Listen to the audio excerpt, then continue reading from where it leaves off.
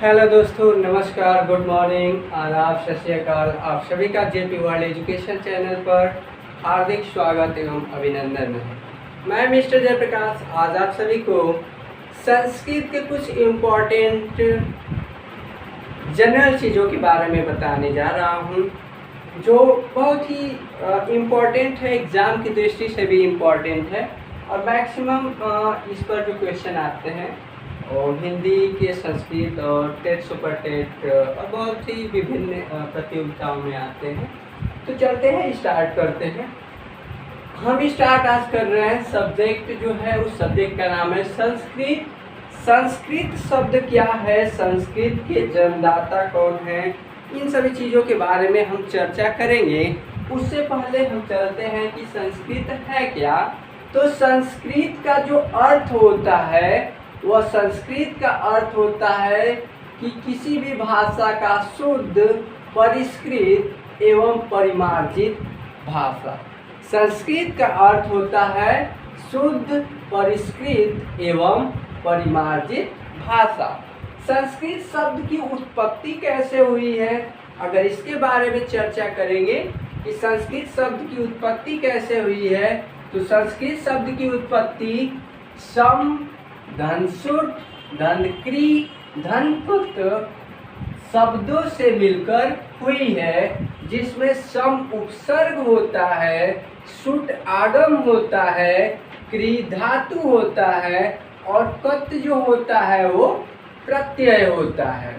अगर इसी संस्कृत की उत्पत्ति में ही देखा जाए तो जो सम है वह उपसर्ग है, सुट आगम है, क्री धातु है और कत जो है वो प्रत्यय है। इस संस्कृत से ही स्पष्ट है कि जो उपसर्ग होता है वह धातु से पहले प्रयोग होता है और जो प्रत्यय होता है वह धातु के बाद प्रयोग होता है।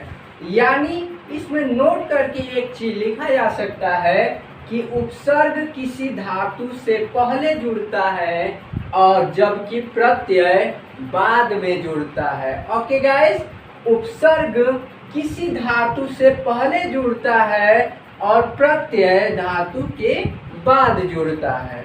अब इस संस्कृत के बारे में चर्चा करें कि संस्कृत में कौन कितने होते हैं, अयोगवाह कितने होते हैं, गण कितने होते हैं, रस कितने होते हैं, समास कितने होते हैं। अगर हम इस पर चर्चा करेंगे तो हमें मिलेगा कि संस्कृत में 22 उपसर्ग होते हैं। संस्कृत में कितने उपसर्ग होते हैं?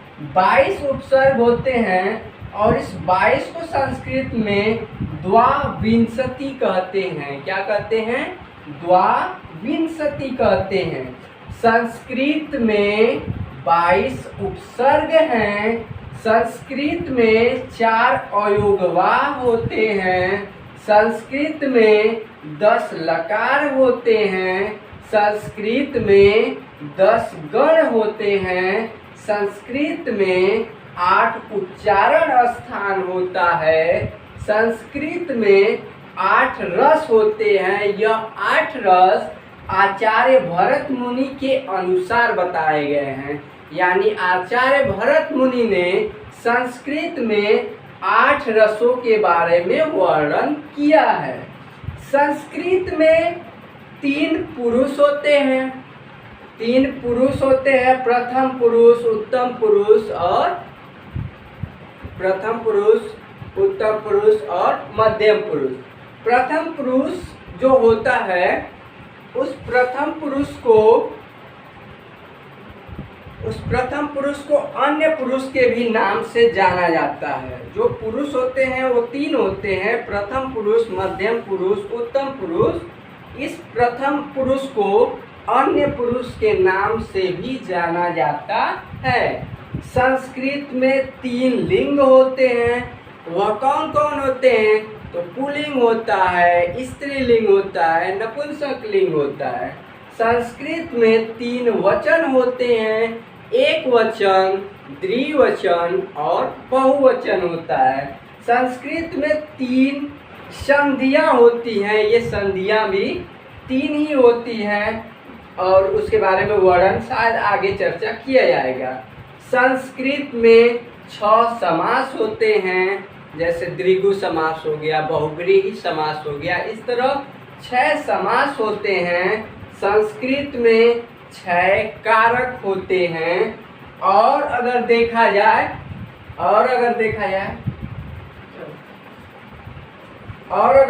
जाए तो संस्कृत में सुबंतों की संख्या 21 होती है। सुबंतों की संख्या 21 होती है। तिङरंतों की संख्या 18 होती है। संस्कृत में स्वरों की संख्या 9 होती है।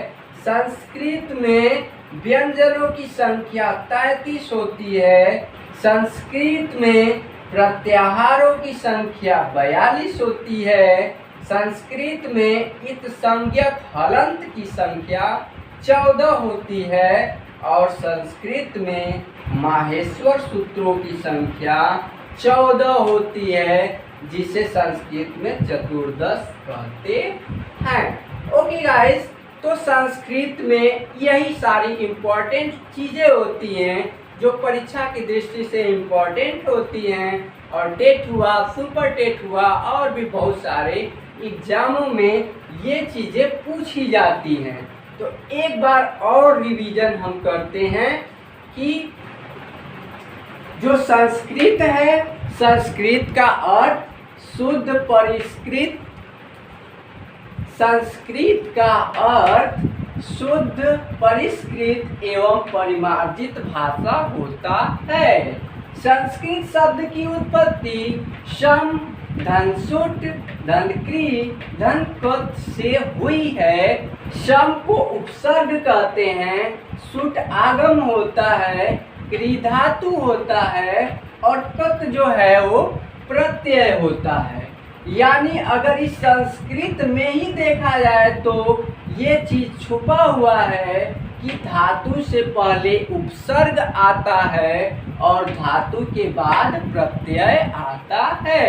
यानी नोट में बताया गया है कि उपसर्ग किसी धातु से पहले जुड़ता है, जबकि प्रत्यय धातु के बाद में जुड़ता है।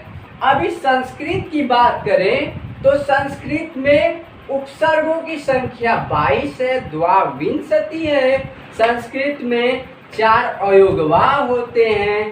संस्कृत में 10 लकार होते हैं। संस्कृत में 10 गण होते हैं। संस्कृत में 8 उच्चारण स्थान होता है, तालव्य होता है और दंत होता है। इस तरह 8 उच्चारण स्थान होते हैं।